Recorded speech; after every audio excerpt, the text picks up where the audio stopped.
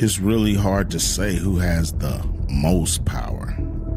There's some very powerful entities out here.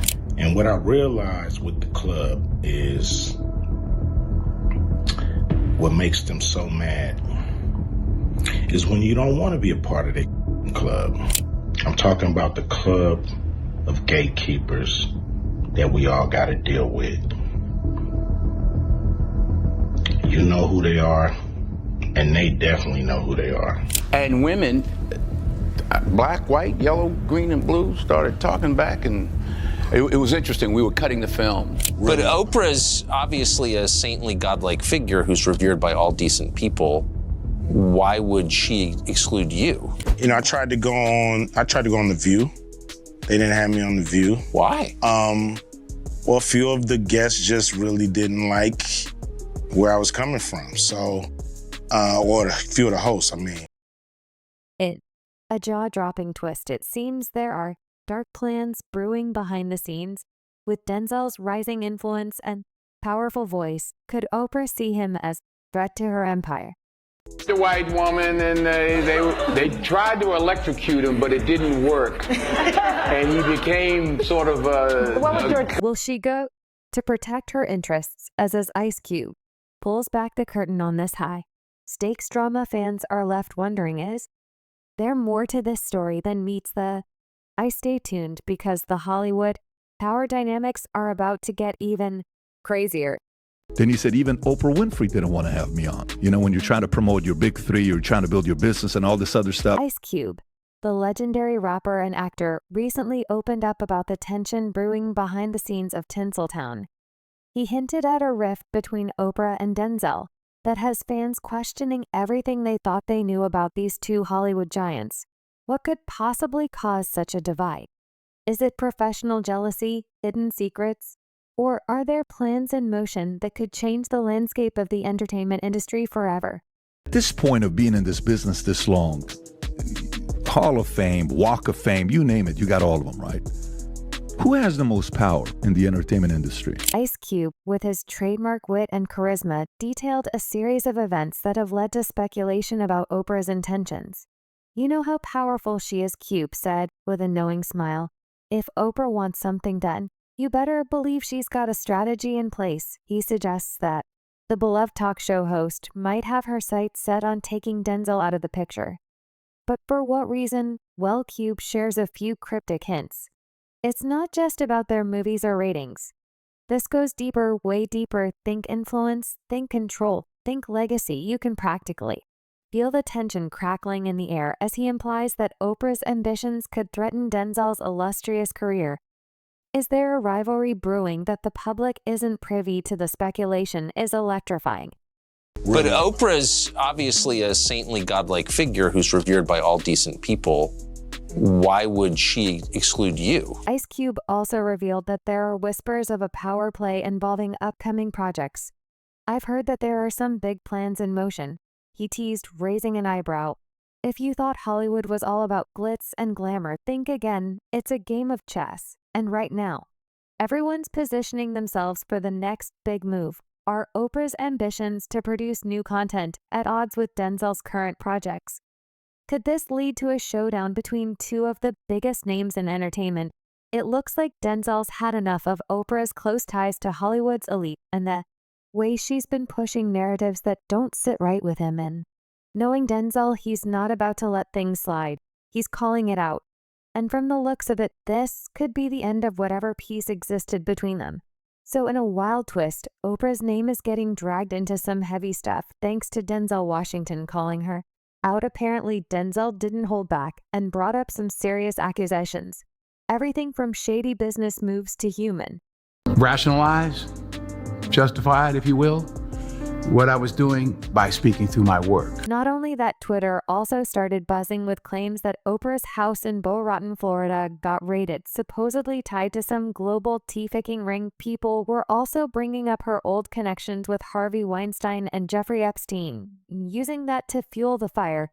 And if that wasn't wild enough, some tweets even claimed Oprah was arrested on suspicion of tea-ficking. Yeah, seriously, obviously all this is nothing but ridiculous rumors. But because the internet is the internet, Oprah decided to step in and shut it all down herself, because let's be real, it was getting out. Offhand, just got a phone call that my name is trending and being trolled for some awful fake thing. It's not true, she wrote on Twitter. Haven't been raided or arrested. Just sanitizing and self-distancing with the rest of the world. Stay safe, everybody, but Denzel is here. To speak the truth with Denzel, many others suggested that the TV host is the main force behind all such crimes. But when she addressed the issue, she categorically denied all the allegations against her, and apparently threw the dirty laundry to Denzel. I did stupid things like drinking detergent, and all that kind of crazy stuff that you do when you're trying to get attention when you're really just trying to cry for help. However, Denzel's fan base is so strong that they never believed Oprah. One of them wrote Oprah, "It's just a matter of time, they're getting closer, and all of your friends are hiding. You're running out of time, tick. Talk, tick, tock, you will be next." One more person added, "It's funny how Oprah's name keeps on coming up with the worst of the worst. It's not a coincidence. It's no surprise that Denzel's fans are standing by him. After all, he's calling out some deeply unsettling truths about what really goes on in the industry. These aren't just bitter complaints from folks with grudges. The claims supposedly come straight from Hollywood insiders, including heavyweights like Oprah. The word is that many of those at the top, those who've won the biggest awards and rubbed shoulders with the most powerful, are now revealing a much darker side of the business, a side most outsiders never get to. See, apparently, making it to the top demands sacrifices that go far beyond just hard work, often costing people a piece of their very soul. What's even more disturbing is the idea that those who try to escape and live normal lives end up paying a heavy price. More and more celebrities are stepping forward with haunting stories about the things they've experienced and witnessed. Stuff that shatters the shiny, glamorous image Hollywood loves to project. It's becoming clear that beneath all the red carpets and bright lights lies a world that's far more sinister than most people ever imagine. What is happening in Hollywood? Nobody knows. The worst thing to call somebody is crazy, is dismissive. I don't understand this person, so they're crazy. Rather than immediately exposing the high-profile names orchestrating behind the scenes, Washington initiates the discourse by directing his critique at his peers in the industry. He condemns what he perceives as their delusional arrogance, setting the stage for a broader conversation about the concealed dynamics at play in Hollywood and the potential pitfalls awaiting those who intertwine their destinies with influential figures higher up in the industry hierarchy. People say, oh, the difficulty of making a movie. I'm like, send your son to Iraq. That's difficult. It's just a movie. It's like, relax. The actor, famous for being brave and smart, openly talked about the decreasing viewership of major Hollywood awards shows. He said that the shows focus too much on pushing their political opinions onto viewers. He said that we're in a new time when people are tired of the woke Hollywood elites who act like they're better than others. Washington himself said these people go on stage, congratulate themselves, and tell everyone else how to live. Meanwhile, they live in very expensive mansions. And this was further confirmed when Taraji P. Henson joined the scene in her memoir. Henson revealed a deep sense of disappointment and betrayal, expressing feeling gutted upon discovering that Winfrey, who served as a producer on the film, did not advocate for her to receive fair compensation. Henson had expected Winfrey to be a mentor and role model, but instead felt let down. Winfrey, who had been notably silent on the matter until now, recently addressed the issue. In an interview with Variety, she revealed that she was unaware of the pay gap during the production and emphasized that she had no control over the budget or actors' salaries. Winfrey explained that she had entrusted director Lee Daniels with those decisions, relying on his judgment. "I didn't know what anybody was getting paid. I didn't ask. I didn't negotiate. I just said yes to the role because I wanted to work with Lee and I wanted to support his vision." Winfrey said, "I'm sorry that Ree felt hurt by that, but it was not my intention to slight her or anyone else." In his speeches, Denzel Washington consistently issues a cautionary message to future generations, emphasizing that they will continue to confront racism because youth are still being taught to harbor racial biases. While he holds on to the dream of a world free from racism, he holds the belief that new generation of individuals with racist beliefs is being raised, highlighting the enduring challenge of addressing and overcoming and discrimination. You can't legislate love. The President of the United States can't legislate us into liking each other. It seems that Oprah Winfrey has been accused of mistreating not only Taraji, but several other actresses, including Toni Braxton. Toni, in a candid interview on VH, was behind the music, shared her struggles with bankruptcy and how it affected her career. During her appearance on The Oprah Winfrey Show at that time, Toni anticipated questions about her financial situation. However, Oprah's unexpectedly harsh line of questioning caught her off guard, leaving her in disbelief and contributing to the challenges she faced during that period. I read that you were upset about stories that your overspending caused in this interview. Oprah's questions were interpreted by viewers as indirect criticism of Toni's spending habits, suggesting that her extravagant expenditures played a substantial role in her bankruptcy.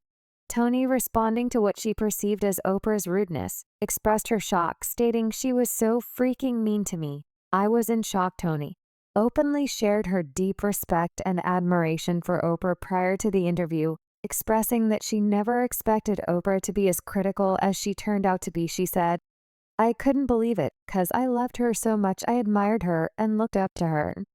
She pretty much reprimanded me." According to Toni's recollection, Oprah's disapproval extended further. Toni remembered Oprah making remarks like, "I've heard you have Gucci," comment left the Braxton family value star feeling significantly diminished. You ain't got Gucci flatware because you didn't want to buy it. It's not because you couldn't afford it. What do you mean? And immediately, she made me feel this big. As fans started connecting these incidents, suspicions grew stronger that Oprah Winfrey played a significant role in Toni Braxton's decline. This perception was fueled by the widely known conflict between Oprah and Monique. Many believe that Oprah had contributed to derailing Monique's career, with rumors circulating that Monique was on the verge of homelessness. The absence of any public apology from Oprah for the perceived harm inflicted upon Monique only heightened these suspicions.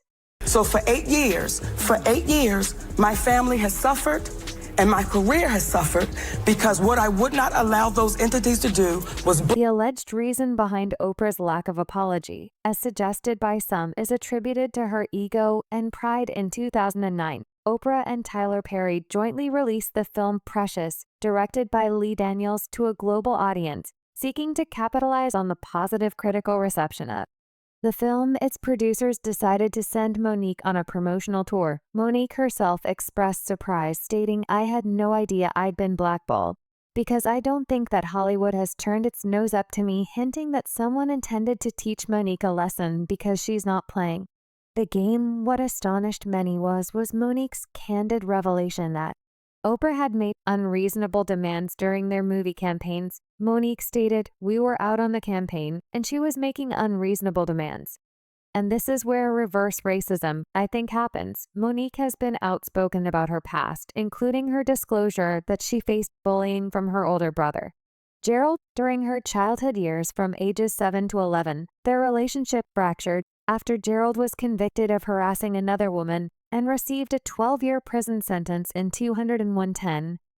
A surprising turn of events unfolded when Gerald accepted an invitation from Oprah to appear on her show. Oprah even attempted to have Monique participate in the episode. However, Monique made it clear to Oprah that she had no intention of appearing on the show, even if her brother requested her presence. To Monique's shock, Oprah went a step further by inviting not only Gerald, but also their two parents to the show. This was particularly distressing for Monique, as it seemed that her parents were downplaying the traumatic experiences she had endured during her childhood.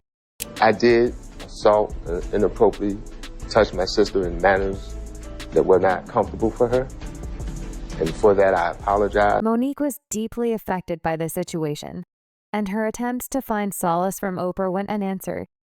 When she encountered Oprah in Hollywood for the first time after the incident, Monique couldn't help but be skeptical of Oprah's claim that she had been unaware Gerald would be bringing her family onto the show. Monique explained in an interview. She then said, "Do you want to come on the show? Because he wants to apologize to you." I said, "Oprah, I don't want no part of that. Oprah has faced significant allegations related to alleged hypocrisy and enabling behavior with accusations, coming from prominent figures like Jeffrey Epstein, a convicted sex offender, and Harvey Weinstein. Several well-known individuals have publicly accused Oprah of concealing information or supporting Harvey Weinstein, including Rose Now, according to Rose, Oprah made a mistake in associating with individuals like Russell Simmons and Harvey Weinstein, whom considered friends. Rose tweeted, "I am glad more are seeing the ugly truth of Oprah. I wish she were real, but she isn't. From being pals with Weinstein to abandoning and destroying Russell Simmons' sick victims.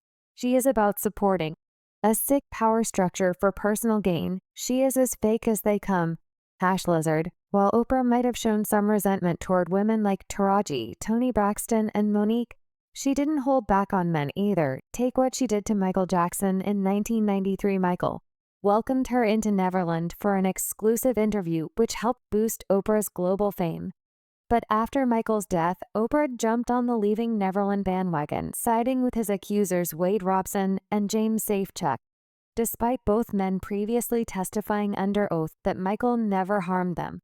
This move didn't go unnoticed. Monique publicly called Oprah out, accusing her of tarnishing Michael's legacy, a move that shocked many fans who remembered Oprah's earlier connection to him. After facing backlash for that special, Oprah defended herself, claiming she was just trying to shed light on the patterns of seduction that saw offenders use and tackle a larger issue in the entertainment industry.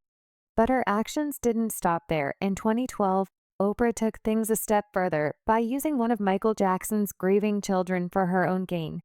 She aired a tell-all interview with Jackson's daughter Paris on her own network, all while saying it was to help launch the young star's career. However, fans of Michael Jackson were quick to call her out on this. They even penned a letter to Oprah, which read in part, "We can't help but notice the irony of the current situation. The man you spent the better part of the last decade bashing and stopping short of labeling a child, and is the very man's name and progeny you are now using to salvage your sinking network. No doubt at the top of OWN TV's rescue list would be a repeat of history.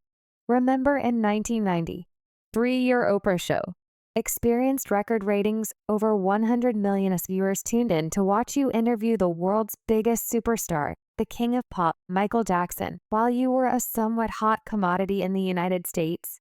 Then Michael Jackson introduced you to an international audience. When a few years later, Mr. Jackson had saw allegations leveled against him, we all watched in dismay. You turned on him, appointed yourself judge and jury, deciding even before evidence was presented in court that he must be guilty of the charges." The letter concluded by saying, "Having crowned yourself a child defender, we find it distasteful, disgraceful, and hypocritical that you are now using grieving children whose father you tried to sway a jury to send behind bars when it suits you. You and the media have called out your shameful exploitation and hypocrisy. But we applaud the few who did." Those who remember the letter highlighted their anger and disappointment, pointing out how Oprah seemed to exploit a family's tragedy for ratings. It was a clear example of how she could twist a moment of vulnerability into a media spectacle, raising serious questions about her true intentions. In an interesting turn of events, fans couldn't help but wonder why Oprah, following the controversy around Michael Jackson's legacy, remained silent on her friend Harvey Weinstein's victims. Despite the outcry, she didn't shed light on Weinstein's pattern of seduction. Fans observed the double standard and questioned why Oprah didn't take a similar stance for the women who spoke out against Weinstein. Following this, Monique took to the social media app to blast Oprah Winfrey with a lengthy open letter accusing her of treating people who are accused of similar crimes like differently based on their race. She wrote, "Dear Oprah, I felt compelled to write you this open letter after observing the disparity in the way that you seem to treat people who were accused of the same allegations. You did an interview on the CBS Morning Show and were asked about Harvey Weinstein by Norah O'Donnell. And you said, as it pertained to him, that you always try to look at the rainbow in the clouds. Whatever is the silver lining, you also said, if we make this all about Harvey Weinstein, then we have lost the moment." She continued and pointed out that while Oprah Winfrey appeared to steer clear of claims against Harvey Weinstein. She hosted an HBO documentary, Leaving Neverland, where two men accused Michael Jackson of accusing them of assaying them when they were boys. Monique also mentioned that Winfrey signed on to produce a documentary featuring some of the women who are roughly 20 that accused the music mogul of Saw as well.